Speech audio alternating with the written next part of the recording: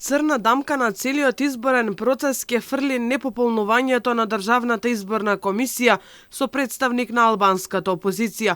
Поранешниот председател на ДИК Оливер Дирковски во изјава за Алфа вели дека иако повеќето членови се од владеачкото мнозинство, недоволниот број на опозицијски представници дава слика за нефункционална Државна изборна комисија, кога ќе треба да се носат клучни одлуки за изборите кои следуваат. Оправдани се барањата на представниците на опозицијата, без разлика дали тоа албанска или било која, секако дека ќе биде тоа темна дамка доколку не им се овозможи на целиот изборен процес, иако од формално правна гледна точка владеачкото мнозинство секогаш може да си ги носи одлуките кои што си ги сака заради мнозинството. Со години наназад, клучните препораки на меѓународните организации се спроведуваат буквално во 5 до 12, и тоа само за ситни политички пазарања, без никакви придобивки.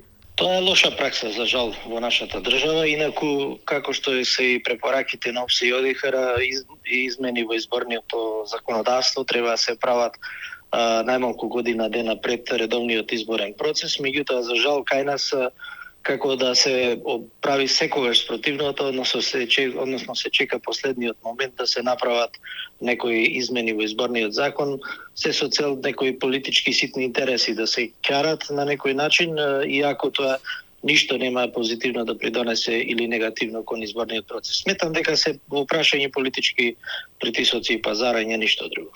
Во меѓувреме, албанската опозиција го постави 31 декември како краен рок за во собранието да се изгласа нивен представник во ДИК. Во спротивно, лидерот на БЕСА најави протести, а Африм Гаши напуштање на собранието и негова блокада. Првиот човек пак на опозицијската тројка, Изет Меджити, рече дека избори со 6 члена изборна комисија ќе бидат нелегитимни. Предлозите за седмото столче во ДИК треба да се најдат на пленарна седница и зелено светло треба да даде најмалку двотретинско мнозинство од претениците. ДИК 9 месеци е со еден член помалку, откако Кринар Луга од Алијанса за албанците стана министер за правда.